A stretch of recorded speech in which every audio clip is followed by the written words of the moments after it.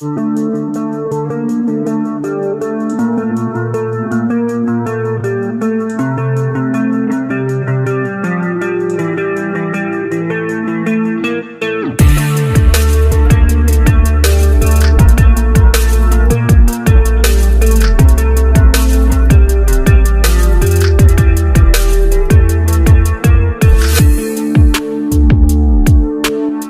kawan-kawan semua, gimana kabarnya? Baik, semoga kalian beserta keluarga selalu dalam keadaan sehat walafiat serta diberikan umur dan rezeki yang berkah. Pada kesempatan kali ini, saya akan mengungkap seluruh alur cerita film yang berjudul Deadlock 2021. Film ini disutradarai oleh Jared Cohn dan dibintangi oleh Patrick Muldoon. Menceritakan tentang seorang pekerja konstruksi yang berusaha membebaskan para sandera yang ditawan oleh sekelompok tentara bayaran. Jadi tidak perlu berlama-lama, kita langsung saja masuk ke alur cerita filmnya.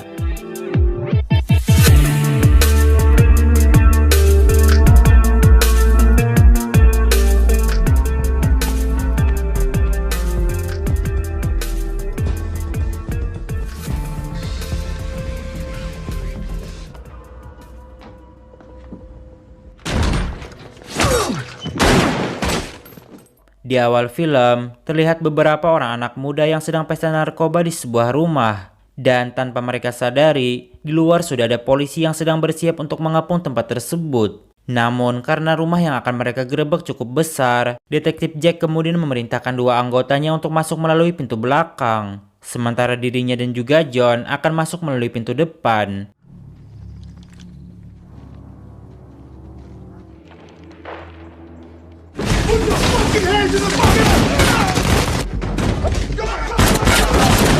Dari pintu belakang, polisi berhasil membunuh dua orang pengedar dan salah satu dari mereka berhasil kabur melalui jendela. Sedangkan dari pintu depan, Jack dan juga John berhasil membunuh satu orang dan menangkap salah satu anak muda yang bernama Kyle.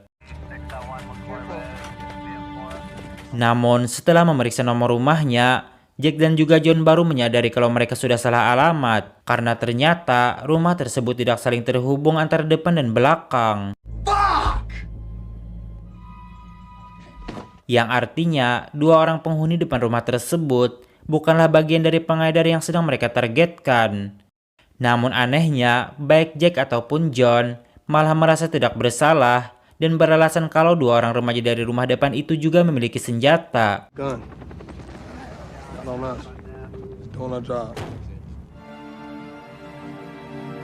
Lebih-lebih ketika rilis di media, kedua remaja dari rumah depan itu juga didakwa sebagai pemakai, dan si remaja yang selamat malah dijebloskan ke penjara. Ronald yang merupakan ayah dari kedua remaja itu pun sangat merasa terpukul ketika mendengar berita tersebut.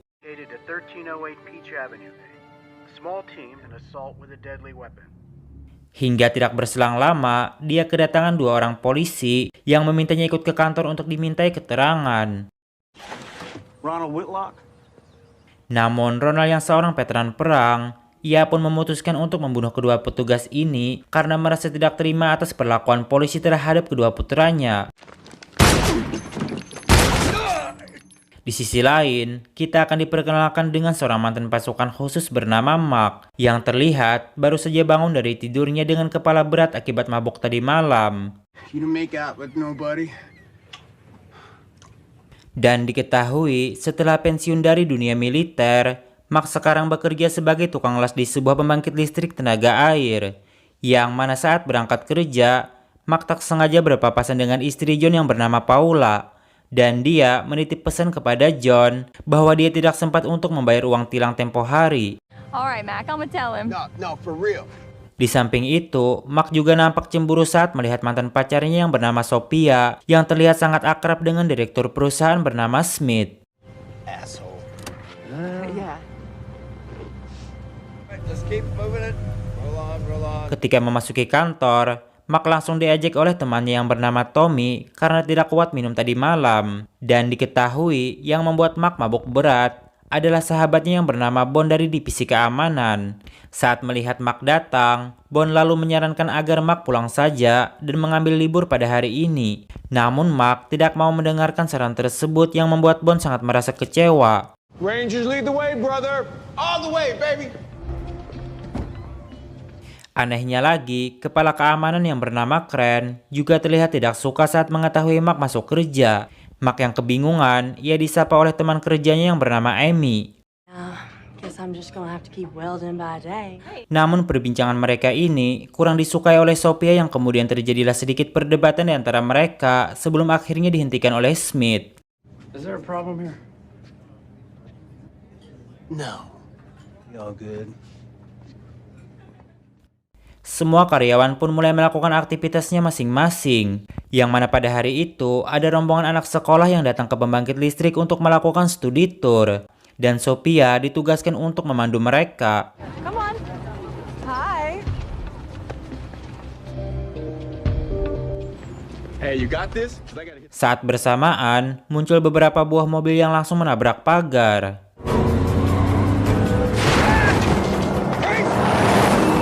Dengan cepat, petugas yang berjaga di pos pun langsung melaporkan hal tersebut kepada Crane. Namun anehnya, Crane malah menembak anak buahnya yang sedang berada di sana. Sementara Bond juga membunuh teman-temannya yang sedang berjaga di dalam kantor.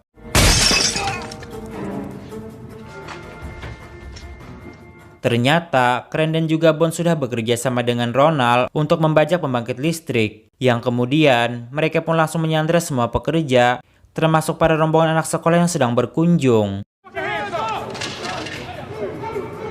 Move your ass! Move your ass!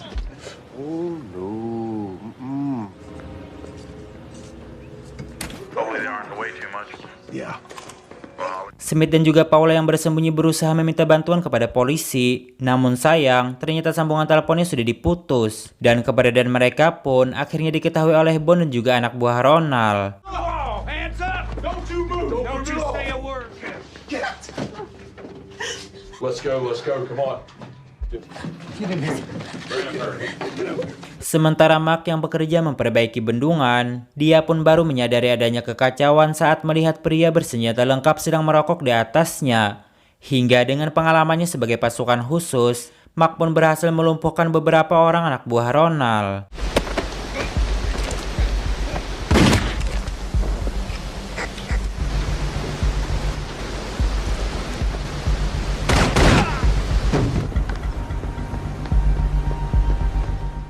Di lain sisi, Ronald memerintahkan Bond untuk membawa Direktur Smith ke hadapannya. Dan di sana, Ronald memaksa Smith untuk membuka bendungan air. Money? Open gate 3.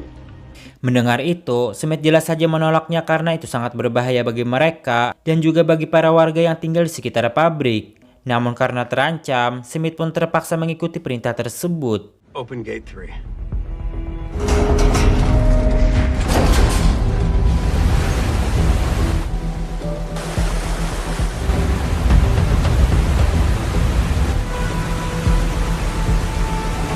Kemudian, Ronald mengancam semua karyawan melalui monitor dan mengatakan kalau dia akan menenggelamkan mereka jika ada yang berani macam-macam kepadanya. Here we go. Live from here in South Georgia. Go to my satisfaction.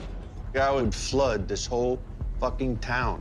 Saat bersamaan, Ronald mendapatkan kabar bahwa beberapa orang anak buahnya tewas dibunuh oleh tukang las yang bernama Mark. Dan tangan kanannya memberitahukan kalau Mark bukanlah orang yang sembarangan melainkan seorang mantan pasukan khusus yang terlatih. Mendengar itu, Ronald lalu memerintahkan anak buahnya untuk segera menangkap Mark. Right now. Roger that.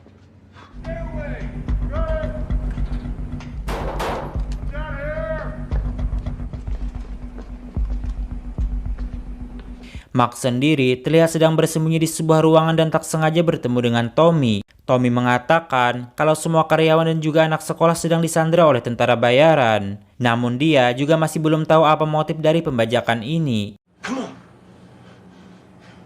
Hingga ketika keluar dari tempat tersebut, mereka tiba-tiba dihadang oleh anak buah Ronald yang kemudian terjadilah baku tembak.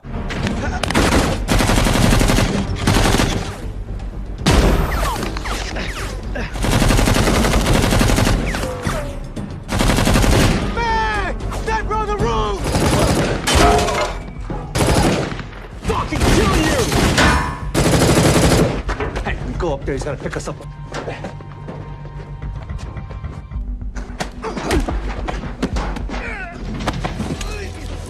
He's idle on the plant. We go up there, we sit ducks. Kembali ke Ronald yang berada di ruang kontrol. Di sana, dia menyuruh Paula, istri detektif Jack, untuk menghubungi suaminya agar datang ke tempat ini dengan berpura-pura minta jemput. Yang seperti kita tahu bahwa Jack adalah polisi yang telah menangkap dan membunuh putra Ronald. I'll see you soon, okay? Okay, see you soon. Stings. Doesn't it? Hingga saat detektif Jack memasuki kawasan pabrik, ia pun langsung dicegat dan kemudian dibawa menghadap Ronald. Come on, cop. Go, get the gun! Go, got your little fucking piggy over here. Di sini, Jack berusaha meminta maaf kepada Ronald dan mengatakan kalau kejadian itu hanyalah kecelakaan. Dan dia juga akan memberikannya banyak uang asalkan Ronald mau mengampuninya. Everybody's sorry. Get your money and get you whatever you need. Namun Ronald mengatakan kalau semua ini bukanlah masalah uang. Dan kemudian, dia pun langsung membunuh Jack tepat di depan istrinya yang sedang mengandung.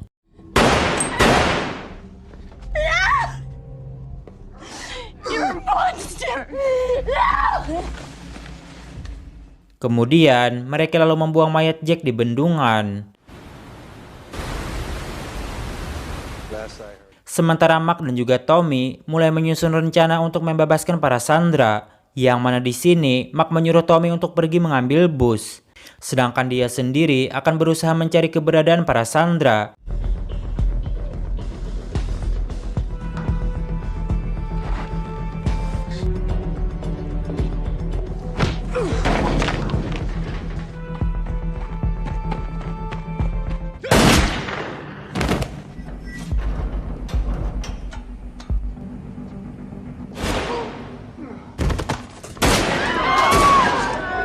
Setelah membunuh beberapa anak buah Ronald yang sedang berjaga, Mark akhirnya berhasil menemukan keberadaan Sophia bersama para sandera.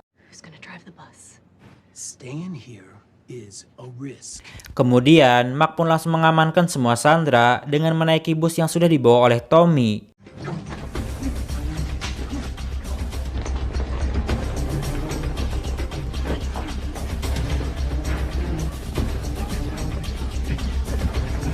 Namun, ketika busnya sudah berangkat, Sophia tiba-tiba kembali datang menghampiri Mark karena tidak mau meninggalkannya sendirian. Sophia menyarankan agar mereka pergi menemui kepala penjaga kren untuk meminta bantuan, karena mungkin saja kren tidak terlibat dalam pembajakan ini. Mengetahui kedatangan Mark, kren pun langsung bersiap dengan senjatanya. Namun untung saja, Mark yang sudah curiga berhasil menembaknya lebih dulu. Di lain sisi, Ronald memerintahkan anak buahnya untuk membawa Amy, yang ternyata Amy ini adalah adik dari polisi John yang sudah membunuh anaknya Ronald. Di sini, Amy menceritakan kalau dia sudah mengetahui tentang kejahatan John saudaranya itu, dan Amy juga bersimpati atas kematian putranya Ronald. He's a low-life, dirty cop. And him is that you think this. Ronald pun menghargai kejujuran Amy, namun dia tetap memintanya untuk menghubungi John agar datang ke bendungan. Saat bersamaan, bus yang dikendarai oleh Tommy tiba di kantor polisi, dan di sana Tommy pun langsung menceritakan semua yang terjadi. Namun meski sudah mengetahui itu, John tetap memilih untuk datang ke bendungan karena tidak ingin membahayakan nyawa adiknya. Yeah, you need to come alone. Standing. Di samping itu, sahabat John juga melaporkan hal tersebut kepada pihak NSA bahwa sedang terjadi pembajakan di sebuah pembangkit listrik. Mengetahui itu, pihak NSA pun langsung mengadakan rapat darurat untuk membebaskan pembangkit listrik yang sedang dibajak, di mana mereka akan menjadikan misi ini sebagai operasi skala penuh.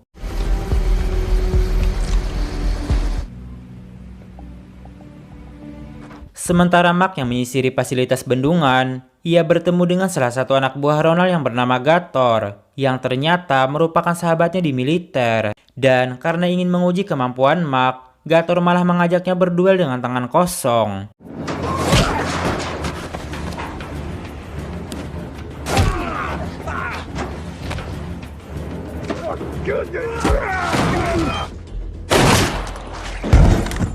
Hingga akhirnya, Mark pun berhasil membunuh Gator dengan pistol.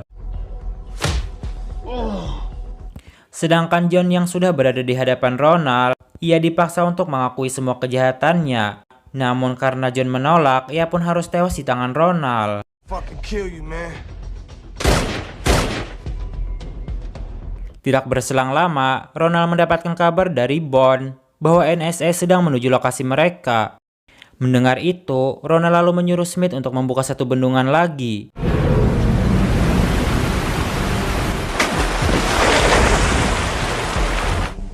Reports are coming in. The hydroelectric dam is Dan setelah air cukup tinggi, Ronald berniat ingin meninggalkan tempat ini tanpa membawa para sandera. Namun Bond yang masih memiliki belas kasihan, ia pun menolak rencana itu dan meminta Ronald untuk menyudahi semua ini. Dan karena tidak terima, Ronald pun langsung membunuh Bond.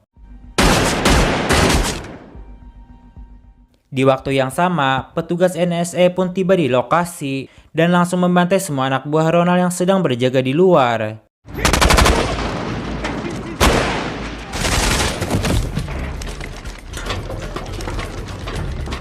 Di dalam, Mark menyuruh Sophia pergi ke ruang kontrol untuk menutup bendungan.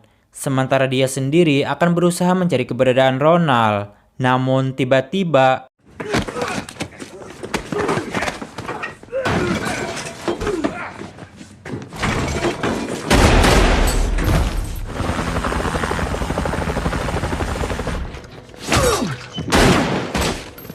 Mark akhirnya berhasil menemukan keberadaan Ronald, yang kemudian disusul dengan datangnya pasukan militer. Di sini, Mark meminta Ronald untuk menyerah dan mengatakan kalau semua ini sudah berakhir. Namun, karena Ronald masih berusaha melawan, ia pun terpaksa ditembak mati oleh pasukan militer.